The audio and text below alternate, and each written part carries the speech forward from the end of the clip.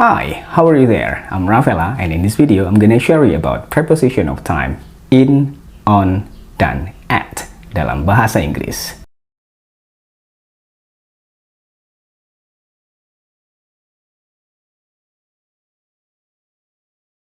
Dalam bahasa Inggris, preposisi waktu dibagi menjadi 3, in, on, dan at, dan masing-masing memiliki fungsi yang berbeda-beda dalam menunjukkan durasi waktu.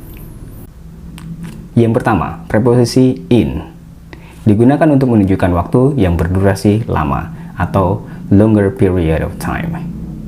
Waktunya ini bersifat panjang. Semisal a part of the day, in the morning, in the evening, in the afternoon. Berikutnya, bulan, in April, in January, dan bulan-bulan yang lain. Next ada years, in 1995, in 2020, in 2022, jadi menggunakan in. Next ada decades, tinggal tambahin s setelah tahunnya. Semisal anak 90-an, berarti 90-annya itu dekade. So, dalam bahasa Inggris, pengucapannya adalah 1990s. Kalau 80-an, 1980s. Next, ada century atau abad. Misal abad ke-16, in 16th century. Selain itu, ada seasons, in summer, in autumn, in spring, dan season-season yang lainnya. Supaya lebih paham, kita masuk ke contoh dalam kalimat. Yang pertama menggunakan a part of the day. I'll see you in the morning. Do you work in the evening? I usually go out in the evening. Next, untuk month. Roy got married in April. Berikutnya untuk season atau musim. Merbabu Mountain is beautiful in spring. Berikutnya untuk year. I was born in 1995. Berikutnya untuk century. Fort Frederick was built in the 16th century. Well, kita ke preposisi berikutnya. Kalau tadi ada in untuk mengungkapkan waktu yang general, yang bersifat lama cakupannya.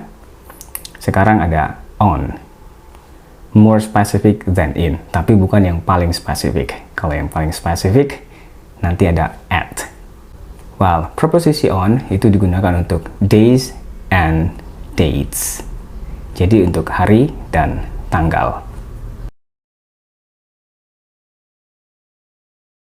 Semisal on Friday, on Sunday. Kalau date. Sementara untuk dates, jadi tanggalnya, kalendernya lengkap. Ada tanggal, bulan, dan tahun. On 27th August 1992. Kalau tahun doang, tadi pakai in 1992. Kalau bulan doang, tadi menggunakan in August. Tapi kalau lengkap, dari tanggal, bulan, dan tahun, kita menggunakan on. Sekali lagi, on 27th August 1992. Kalau tadi di preposisi in, itu bisa untuk part of the day, misal in the morning, in the afternoon, in the evening. Nah, kalau ditambahin hari sebelum kata morning, evening, atau afternoon, itu preposisinya tidak lagi in tapi menjadi on. For example, on Friday morning, on Sunday morning, on Sunday evening, on Sunday afternoon. Nah, karena ada dates-nya di situ, maka preposisinya berubah dari in menjadi on. Tapi kalau tidak ada day-nya, tetap pakai in the morning, in the afternoon, in the evening. Semoga bisa dipahami. Mari kita ke contoh yang lebih kompleks, yaitu dalam sentence, supaya lebih mudah dipahami. I'll see you on Sunday morning. She was born on 27th August 1992. There are usually a lot of parties on New Year's Eve. Well, itu tadi pembahasan tentang preposisi on dan fungsinya yang untuk menunjukkan date and days. Sekarang kita ke preposisi yang terakhir. Kalau dilihat dari segitiganya adalah penghuni puncak segitiga. Karena preposisi at digunakan untuk waktu yang sangat spesifik. For example, time of the day atau clock time. Tapi selain itu bisa digunakan untuk menunjukkan weekend dan public holiday.